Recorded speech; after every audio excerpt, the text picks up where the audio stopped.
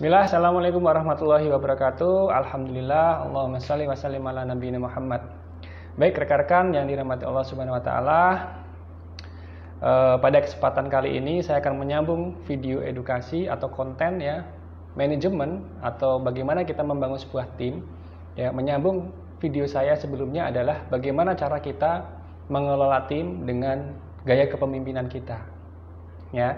Saya ulas sedikit, saya review sedikit bahwa ketika kita ingin membangun sebuah organisasi, fondasi paling utama itu adalah bagaimana kita meningkatkan pengetahuan komitmen karyawan kita yang pada prinsipnya adalah berujung pada bagaimana kita membangun budaya kerja. Ya, kenapa budaya kerja ini penting? Karena budaya kerja ini adalah yang akan menjadikan karyawan kita ini satu visi dan misi dengan ruh yang sama antara keterlibatan antara karyawan, kemudian manajemen, dan sampai tingkat owner. Ya, karena value owner akan sampai kepada value karyawan itu sendiri. Sebagai contoh adalah ketika kita bekerja ya dengan bos atau owner yang suka dipuji, ya value-nya owner atau bos ini adalah suka dipuji. Tentunya ya akan menghasilkan anak buah atau karyawan yang suka memuji. Dipahami ya sekarang ya. Ketika kita bekerja dengan owner atau bos yang suka dipuji, maka akan menghasilkan anak buah ya atau follower yang akan suka memuji. Seperti itu. Ketika kita bekerja dengan bos yang objektif, tidak pernah subjektif, dia menilai setiap karyawan individu itu sama, tidak ada like dan dislike, maka karyawan pun ya tidak bisa masuk untuk memuji atau menjilat, bahasanya ya, bahasa kasarnya adalah menjilat si bos ini.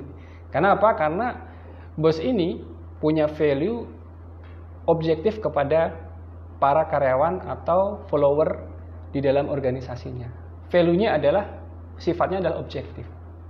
Nah, ini penting sekali dipahami ketika kita ingin membangun sebuah tim. Ya. Nah, kembali lagi, gaya kepemimpinan itu bermacam-macam.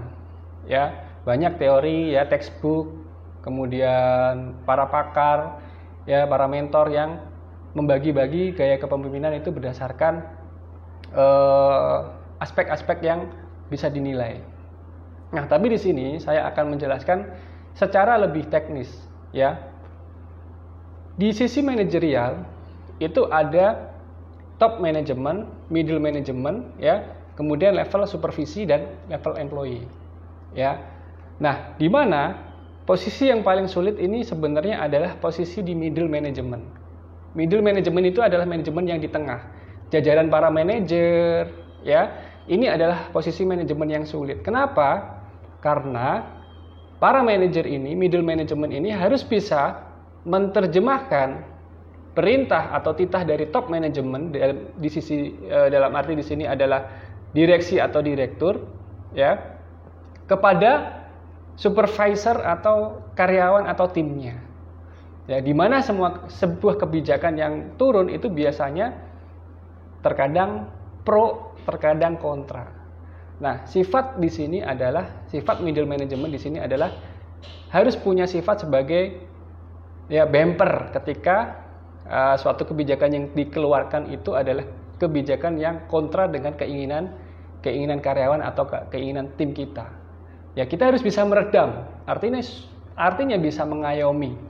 Ya, ketika kita bisa mengayomi, ketika kita bisa meredam, akhirnya apa? Akhirnya yang terjadi adalah eksekusi dari task atau tugas yang diberikan oleh manajemen level pucuk pimpinan atau direksi itu bisa dikerjakan dengan baik. Ya, berbeda ketika kita tidak bisa meredam, ya, menyampaikan dengan baik, ya, maka yang terjadi adalah dilema atau kasak kusuk yang terjadi di dalam organisasi level bawah. Ya, biasanya ada yang pro dan kontra. Akhirnya menyebabkan organisasi ini bisa terpecah.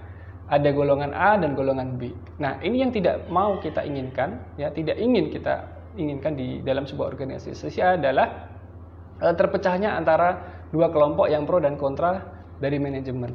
Ketika ini sudah terjadi, maka itu akan menghancurkan pelan-pelan ya, akan menghancurkan bisnis kita. Ya, cepat atau lambat. Nah, level manajemen di middle management harus bisa meredam hal ini jangan sampai terjadi.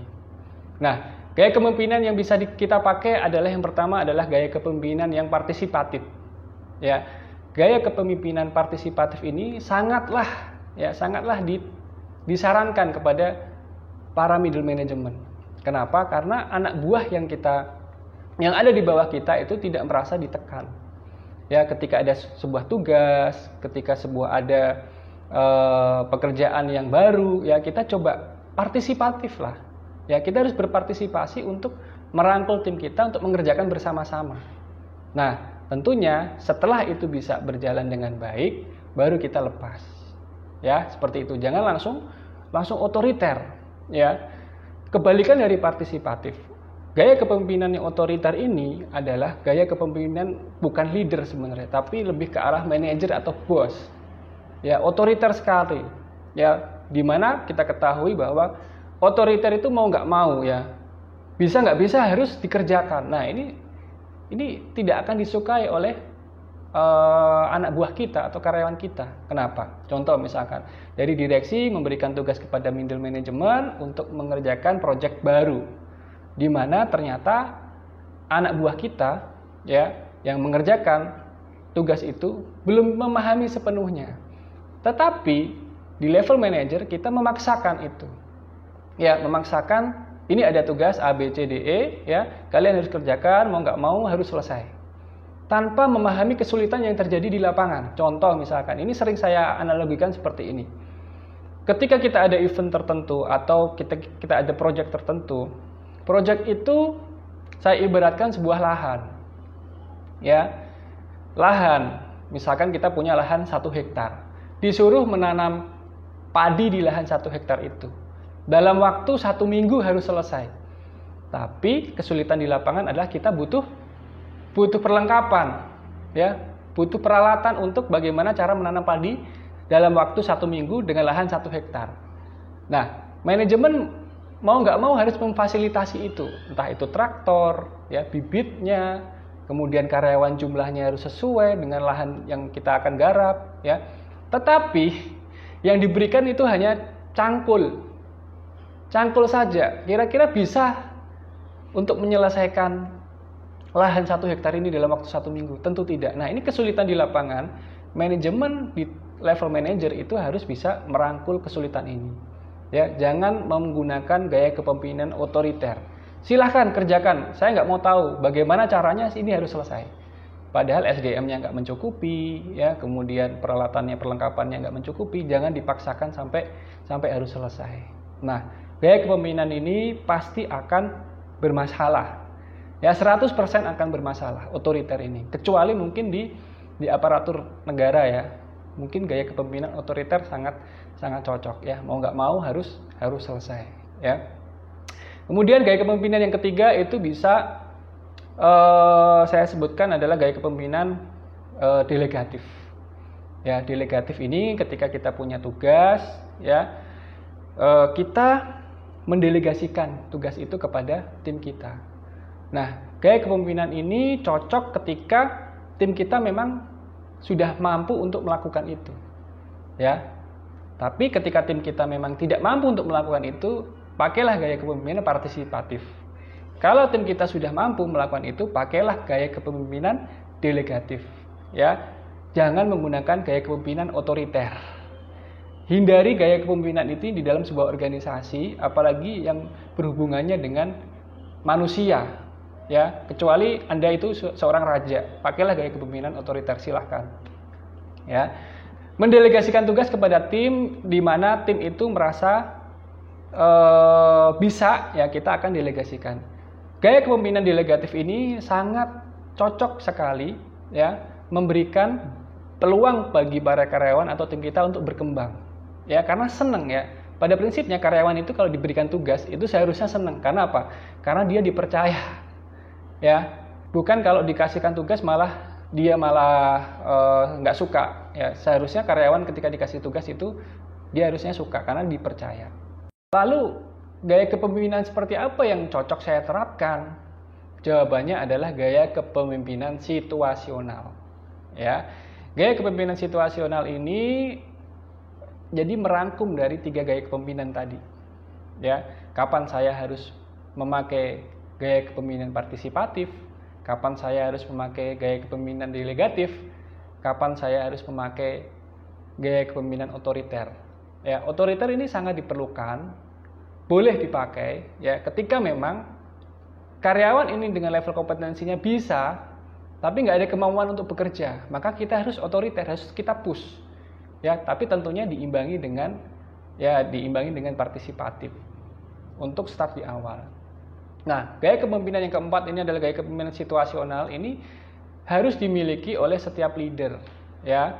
Harus dimiliki oleh setiap leader, di mana gaya kepemimpinan situasional ini menjadikan sebuah organisasi itu berjalan dengan baik. Baik, seperti itu ya, rekan-rekan, Bapak, Ibu yang dirahmati Allah Subhanahu wa taala. 4 gaya kepemimpinan yang bisa kita aplikasikan karena kemarin ada pertanyaan bagaimana kita membangun sebuah leadership, ya.